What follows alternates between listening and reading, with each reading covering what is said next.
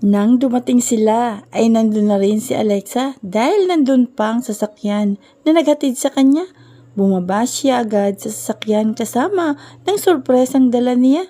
Pagpasok nila sa loob ay laking gulat ng pamilya ni Alexa nang mamukhaan ng kasama niya. Papa! Masayang tumakbo ang mga kapatid ni Alexa sa kanilang ama at niyakap ito. Napapaluha naman si Alexa at ang ina niya pagkakita sa taong matagal na nilang hinahanap. Yakap-yakap ang mga anak na humihingi ng tawad ang matanda. Nilapitan niya si Alexa. Anak, sambit pa nito. Agad naman na niyakap ito ni Alexa. Papa, salamat naman at nandito na kayo. Miss na miss ko na po kayo pa. Umiiyak niyang wika sa ama. Hindi maipaliwanag ni Alexa ang kanyang nararamdaman ng mga oras na yaon. Masaya siya sa wakas ay dumating ang kanyang ama. Kahit ang ina nito ay hindi rin makapaniwala na sa ngayon ay yakap-yakap na niya ang asawa. Agad na lumapit si Alexa kay Gab at lubos na nagpapasalamat sa kanya. Maraming salamat sa pagdadala dito sa papa ko. Wika pa nito sa asawa. Wala yun. Sabi ko naman sa'yo, di ba? Gagawin ko para sa'yo. Sagot naman niya at niyakap ang asawa. Isang saglit pa ay biglang nakaramdam si Alexa ng pananakit ng kanyang tiyan. Gabriel, ang sakit ng tiyan ko. Wika niya. Nataranta agad si Gab. Ma, si Alexa manganganak na yata. Tawag niya sa biyanan. Patakbong lumapit ang ina ni Alexa at nakita niyang pumutok na ang panubigan nito. Mama, ang sakit po. Pasigaw na wika ni Alexa. Naku anak, manganganak ka na nga. Buhatin mo na Gab at isakay mo na sa sasakyan para madala sa ospital. Utos pa ng ina. Agad na binuhat ni Gab ang asawa, papasok sa sasakyan. Mabuti na lamang hindi pa nakakaalis ang kanilang driver, kaya siya na ang pinagmaniho nito. Mauna na lang kayo doon ha, susunod na ako. Ihanda ko lang ang mga gamit niya. Wika pa ng kanyang ina. Halos sumisigaw si Alexa sa loob ng sasakyan dahil sa patinding sakit na nararamdaman. Aray ko Gab, ang sakit. Sobrang sakit na ng tiyan ko. Sigaw niya habang hawak-hawak ni Gab ang mga kamay niya. Tiisin mo na lang muna, malapit na tayo. Tarantang sagot pa ni Gabriel at maging siya ay pinagpapawisan na rin sa sobrang kaba at excitement na nararamdaman. Nang makarating sila sa ospital ay agad silang idiniretso sa delivery room. Sir, sa labas na lang po muna kayo. Wika ng nurse kay Gabriel. Hindi, dito lang siya kasama ko, please. Pigil naman ni Alexa sa kanya. Dahil sa iyon ang gusto ni Alexa ay sumama siya sa loob ng delivery room. Kitang-kita niya ang hirap ng kanyang asawa sa panganganak. Kasalanan mo ito, Gab. Sigaw pa ni Alexa habang pinapairi siya. Isang matunog na sampal ang dumapo sa pisngi niya. Aray ko, bakit? Tanong pa niya. Kasalanan mo to, ulit ni Alexa sa kahinilang damit ni Gabriel at doon kumapit para makairi ng sobrang lakas. Halos masubsob si Gab sa kanya sa lakas ng pagkakahila at higpit ng pagkakahawak ni Alexa sa kanya. Sigaw at pagsisisi ang tanging namutawi sa bibig ni Alexa habang pinipilit ilabas ang bata. Tumagal ng ilang minuto nang marinig nila ang unang iyak ng kanilang anak. Hinalikan ni Gabriel ang asawang halos mawala na ng lakas. Nandiyan ang baby natin. Masayang wika pa ni Gabriel. Hindi na hinahintay pa ni Alexa na makita ang anak dahil nawala na ito ng malay.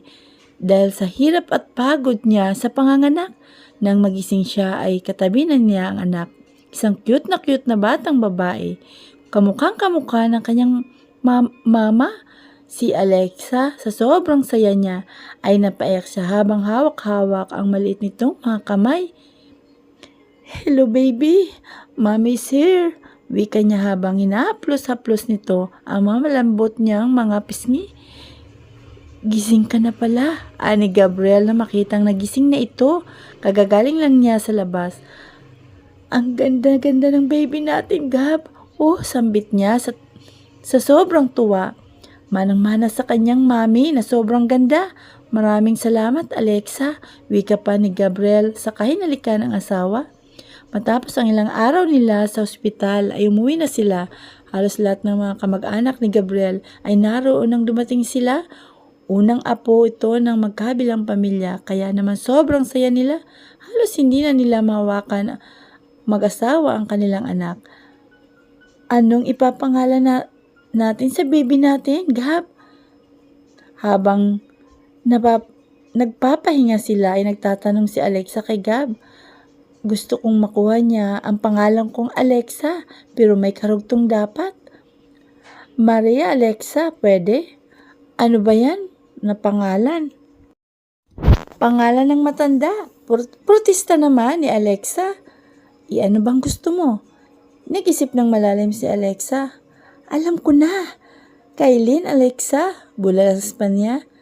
Saan mo naman nakuha yan? Gusto ko kasi na pangalan ko nung bata ko.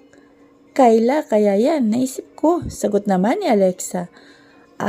I see. Ni Gab at niyakap ng sobrang higpit ang asawa. Alam mo, sobrang saya ko. Wala na akong mahihiling pa. Sambit pa ni Gabriel habang nakayakap ito sa kanya. Kumpleto ang pamilya natin. Nandito na si Kailin at syempre, ikaw, pwede na akong kunin ni Lord. Biro pa niya. Napatda si Alexa sa kanyang winika at agad na kumala sa pagkakayakap sa asawa. Isang hampas sa balikat ang ginawa niya. Aray! Ayaw ko ng biro na ganyan, ha? Naniningkit ito sa inis kay Gabriel. Bakit bang hilig mong manakit? Sadista ka ba? Sabay tawa ni Gabriel sa kanya. Ang hilig mo din kasi magsabi ng kung ano-ano eh. Teka nga, sabi ni Alexa at tinungo ang drawer ng kanilang cabinet. Pagbalik ay may daladalang papel at... Ano yan? Yan, pirmahan mo. Inilapag ni Alexa ang papel na hawak. Agad na kinuha yun ni Gabriel at binasa. Marriage agreement? Ang nabungara niya. Nagulat siya sa unang nabasa niya. Pirmahan mo yan ngayon na. Utos pa ni Alexa na sobrang seryoso ang mukha. Pero, ayaw mo? Gusto. Yun naman pala eh. Sige na, pirmahan mo na. Wala pa rin ibang ekspresyon sa mukha ni Alexa ng mga oras na yun, kundi ang pagiging seryoso niya. Hindi na binasa ni Gabriel ang laman. Pumirma na lang siya ng walang sabi-sabi.